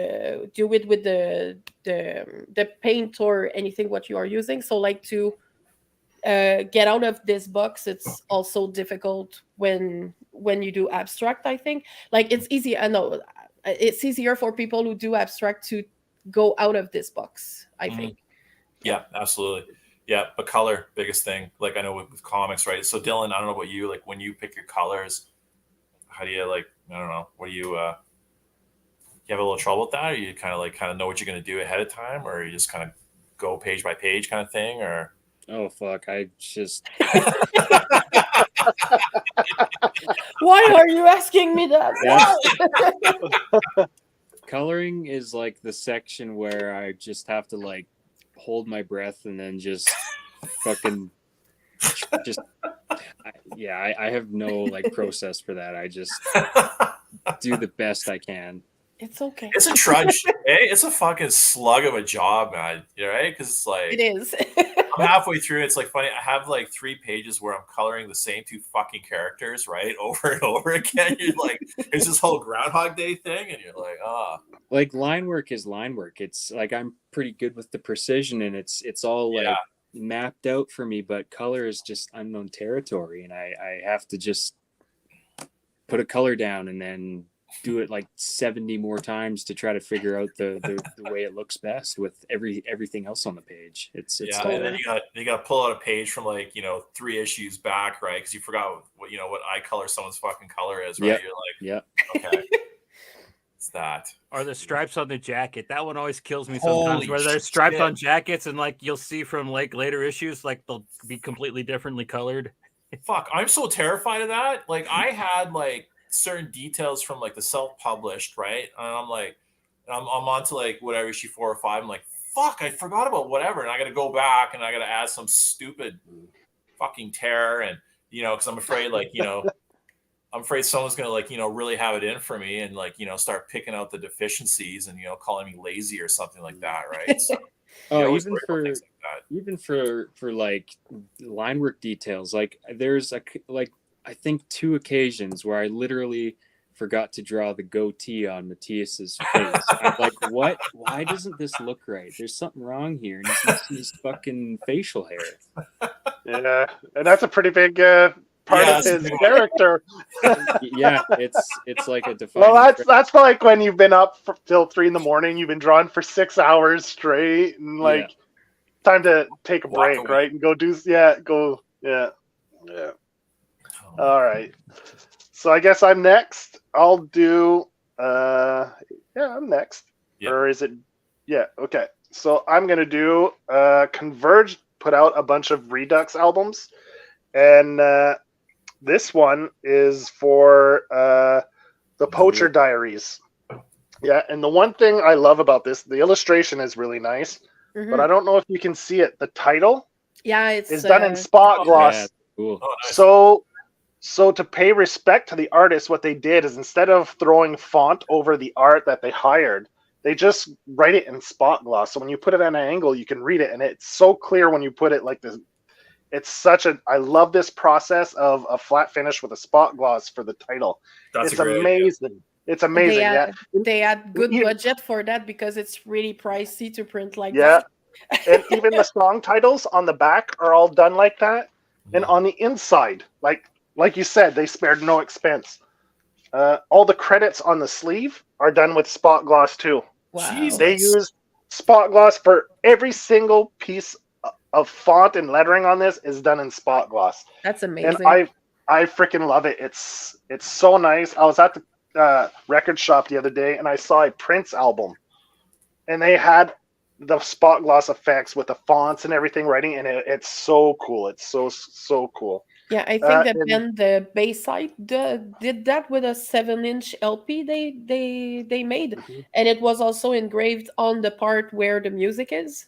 But you had tiny designs of like the bird in the logo of that band. It's gorgeous. Nice. No, the album, it's just a purple vinyl. It's not on. They don't have it on the vinyl. I should have. But it's cool when they do it on the vinyl too. Yeah. So this they got. Where's my notes here? Where's the guy? Gomez. Where is he? I have it written here. Shit. Illustration. Randy Ortiz is the artist on this, and he's from Winnipeg. He resides in Winnipeg, man. So they got a Canadian artist on this, and he took inspiration from the original cover that was drawn by Derek Hess. Did the original cover from when it originally released. So in the original one, it's a hand grabbing. Oh, there you go. Grabbing an angel by the head and kind of crushing it. And so he wanted to pay respects to that. So he got inspired by that and did like just the hand crushing like a dove, right? Kind of it mimics and mirrors that and pays respect to it. So yeah, great stuff. And like he was dumbfounded. Like I went and checked, and he was like, if I could have told told 16-year-old myself that I would be redoing a Converge album, and he's like, I would have never believed it. Like for him, this was like a dream come true project, right? He loved it, and yeah. And the designer on this is actually Jacob Bannon, who's the singer. He's actually studied in graphic design, so Nice. I think he does pretty much all the design work on all their albums because he's the one who laid it out. So I mean, it was the singer that got to make all the choices, right? The artistic choices on this. So the spot gloss, I mean, he was probably like, screw it, man, we're going all in on this. Oh yeah. And these Redux albums came out later on when, you know, Converge is quite established and have their following, so they have the budget they can put into it, and it's a great. I love it. That spot gloss is just. I love stuff. Design elements like that. Yeah. The cherry on top, right? Yeah. I love that. Such a great design choice. Yeah, so shows a lot of respect towards the artist too. Yeah. Yeah, because honestly, a font can absolutely destroy a piece. You know, because when you don't get the you can put out an angle where you don't see it at all, and all you see is the painting, right? Yeah. Then you just change the angle so it hits the light, and you can read the title perfectly, right? So it's so cool. Love it. Such a great touch. It looks fancy. Yeah, it does. Yeah, it does look like it's the presentation is in Kashao, right? It's exactly. You can see, you know, it just And then you listen to it and you're like, those people are hangry. But like it's so the cover album is so gorgeous. And I love that you don't see a female, but you only see like the end with the dove in it. Yeah. And on the back, it's the same thing. It's just a hand. Yeah. With the dove resting on the hand. So without the head. So that's nice. Yeah. Great. I bought the other one too. The other Redux was for When the Axe Falls. They redid that album as well, which was pretty cool. Nice. Yeah, I didn't know. They have a Redux of that one too. I bought that one as well. It's nice stuff. All right, Johnny, man, you think you could do your next one? No, I'm gonna skip. You're gonna skip? All right. So back to Celine then. It's my turn again. Okay. What am I gonna show you guys? Unless you want to show the last one that Johnny has, maybe. Yes. Do you think you could put it up on the screen? Yeah, there we go. Yeah, that's the Pig Destroyer, right? Yes, exactly. It's from the album Phantom Limbs that was out in 2007. It's the name of the guy that did that. It's John Dyer Baisley. He works mostly watercolors and markers. He's also in another band that is called Baroness. And he also does all the artwork for the band also. For that band? Okay. Yeah, and it's like it's one of the artists that really motivated me to start more drawings and do watercolors and acrylics and stuff like that. I even got like a tattoo of one of his artwork on me. I really dig John Dyer Baisley. And I also it's a beautiful illustration. Yeah, I really like this artist also because it's really a good mix of beauty and ugly, because like the image is so colorful. So you see something really colorful, super beautiful girls, super like gorgeous girls with big tits and stuff, but like they miss a arm, or like there's a skull over there, and like there's sometimes there's worms. It's really dark, but the colors pops out so much, so it's like a good mix of ugly and beautiful. A contrast. Yeah, exactly. Yeah. I really love that. Yeah, I'm a very big Pig Destroyer fan, and nice. I when I saw that album cover, I was kind of surprised, because Pig Destroyer kind of reminds me of just like it's just disgusting when I think about it. It's just like meat and gross things, but it's grindcore, right? So yeah, and I'm also a big Baroness fan as well. I have a vinyl of their Red album. Mm-hmm. It's a picture disc vinyl, and it's so beautiful. All of their album covers are just absolutely stunning. But I was really happy when I saw that in the thumbnail of the video. I'm a very big fan of this artist as well. All of his work is just beautiful. Oh yeah, it was really it was an obsession. In 2007, I finished my first cégep, and I was really in love with that artist. And still today, it's like one of my most. I'm looking for my words. Favorite? Inspiration. Oh, okay. Yeah. Your biggest inspiration, yeah. One of them, yeah. Mm-hmm. So. Yeah, cool. That I love that one too. That's the two that you sent online that you didn't have. I was like, damn, Johnny too. When he saw, he's like, fuck, these are really nice covers. I was like, yeah, fucking right, they are.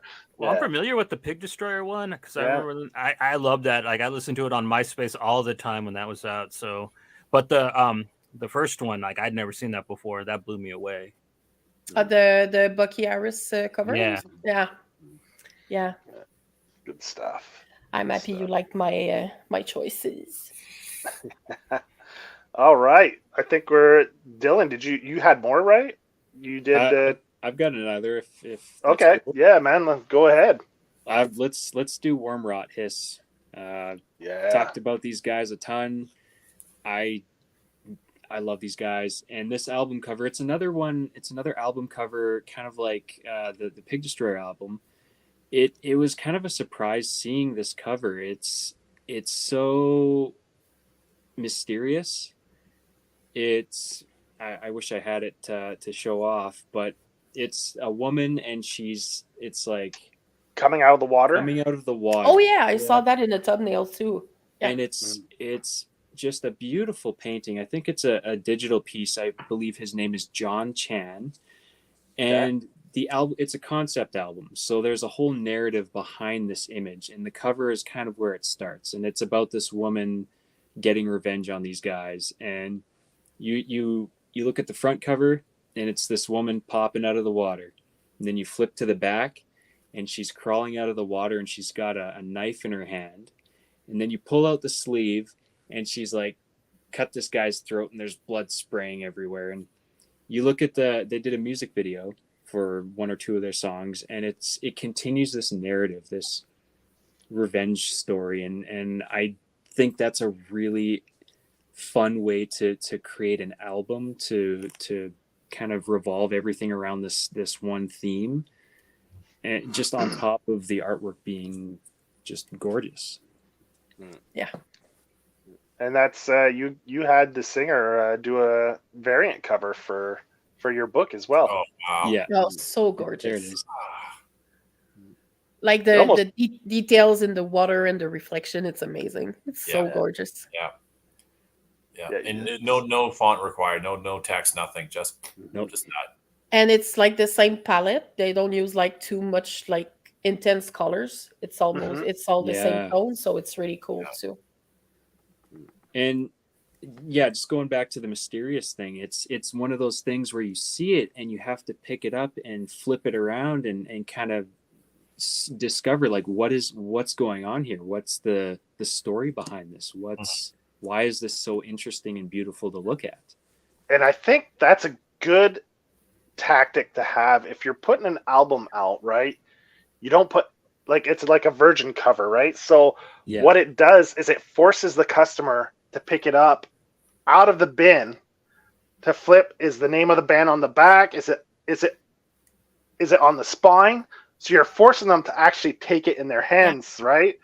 So you've already created an interaction with, maybe not by listening to it, but the person's physically picked it up and has actually gone beyond just flipping it through the aisles where, this band, that band. You see the title of the name of the band, so you just keep flipping, right? Whereas this one, you stop, you pick it up, you inspect it, right? It's a good way to get people to interact with your stuff more, I find. And to pick curiosity also, if you don't know what it is and like you want to know more. Yeah. It could be anything too, really. It could be anything. It could be, could be electronic music, or whatever, right? Yeah. Yeah, and then you have to go and talk to the shop guy. What the fuck is this, man? Like, He's like, oh, it's fucking good. You need to buy it. Then you sold. It's sold. It's already in your hand, man. Like I always love getting in conversations with shop people. You know what I mean? Mhm. Like I remember like back in like was it 91? So before you can preview anything, right? I remember when this was just before Octoon Baby came out. And so it was after like Rattle and Hum, which is like a complete debacle of an album kind of thing, and they kind of U2 went quiet for a couple of years. And I remember I was at this record shop in White Ave here, and there was like talk of the album coming out kind of in a few months' time. And I remember talking to the record shop owner. I was just kind of mentioning to him, and he's like, I heard it. He goes, I heard it. I heard the album, right? Because my friend works at the radio station. I was like, holy fuck, what is it? He's just like, what is this album about? He goes, it was about love. That's all he said to me. It was about love. And I was just like, fuck, right? That's all I had to go off for the next like fucking 2 or 3 months, right? Until like the Fly single came out. Like, this is an album about love. What kind of love? What's going on? He had absolutely no idea what this thing was going to sound like. You know what I mean? It's like anticipation. And then you finally get like the single, right? And that's, your gateway into get an idea what an album sounds like. And then you get this crunchy electronic guitar driven whatever that sounds like, galaxies away from like the whole R&B whatever, Americana vibe of Rattle and Hum, and it just like completely annihilated me, but I love that. I love mystery in music. I really, really do. I don't want to know. All the build up that you have to the build up. Yeah, absolutely. Yeah. I guess, Siddin, do you still have one more on hand physically? Yeah, I do. Okay, we could do that one. Dillion, do you have any more physically on hand, or not on hand? But I did. Okay, well, we'll do this last one, and then we'll let Johnny off the hook for having to. Oh man. We're almost up to 2 hours too, so I think that's pretty solid. So. Johnny's lights are flickering at home, right? Do you want to go first, or? No. I think you're the only one that has a physical copy of it. Oh yeah, okay. Yeah. I'm so sorry. Okay, so I will show you the Bad Cup. Not sorry. Bad Cop. Oh, wow. I know this band, but I'm not super familiar with them. It's a girl band. It's on Fat Records. It's punk rock, feminist punk rock also. They're super great, and I love luchadors. So I love luchador art. Like I don't know if you can see behind me, but we have a collection of like luchador masks. Cool. That's cool. We went to Mexico last year, and we bought a bunch because we both like it. We got a tattoo of Mexican wrestlers too. So I really dig this album and the artwork also because it's the lead singer who does the artwork. Oh, nice. Her name is Jenny Koteril. She's guitar and vocals. And she also do cake decorating, which I was like, wow. Oh yeah, that's all over the place. She's a creative, so like she does cakes, she does art, she does music. So I'm like, you go, girl. I love that. And those are the girls. And what I also like on this one, it's a painting. She does acrylics, but what I really loved on this one, it's that they kept the signature on it. Oh, okay, yeah, nice. And like I really love that because if I see an album, I go listen to it and I don't like it, but I love the artwork. I can always go check the artist album. Yeah. So that's why I think it's a nice touch when the design of the album is okay with the signature and it fits. But I think it's a nice touch to keep it there and so that we can see it on the front of the font as well, right? You know what I mean? Like it's part of that aesthetic is, so you don't have this like, collision of whatever. It's a great marriage. Yes, it is. So yeah. Very cool.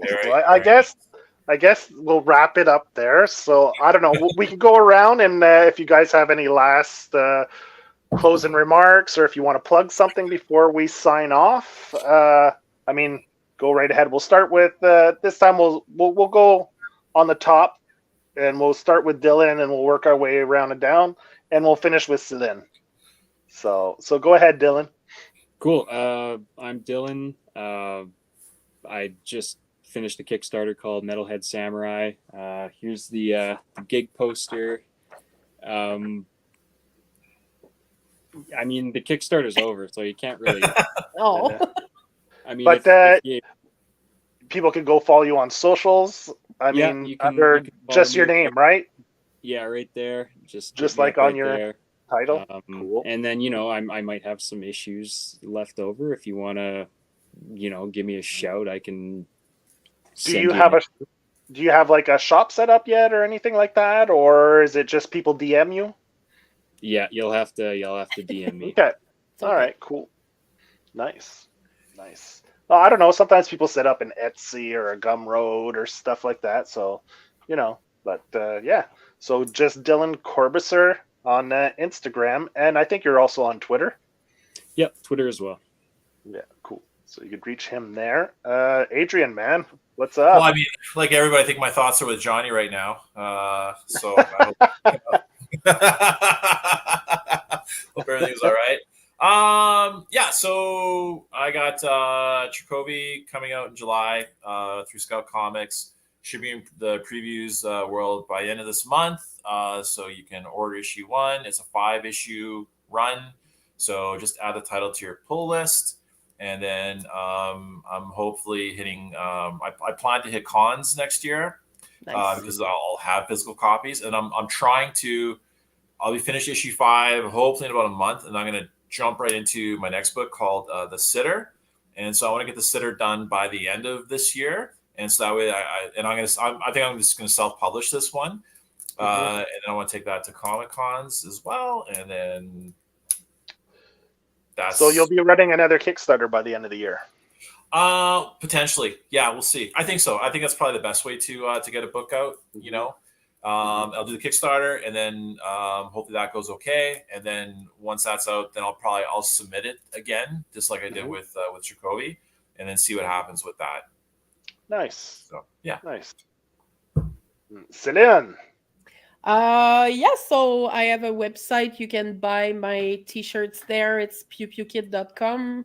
You can follow me on Instagram if you like drawings, cats, food, and pink stuff. And you can grab my stuff also in markets. So I will be part of the Montreal Punk Rock Flea Market Loser Jamboree at Fouf's Sunday, April 23. And I will be at the Marché Below in Drummondville also in May. So if you want to catch my merch there, I will have pins, patches. I'm starting to do pins with old pug that I found on the internet. So yeah, if you want to go grab my stuff, say hi, bring me snacks in for merch or anything, I'm down for it. So just come say hi. Nice. Very cool. Very cool. All right. So that's our show. I hope you guys enjoyed it. We always have a good time coming on, talking music, album covers, art.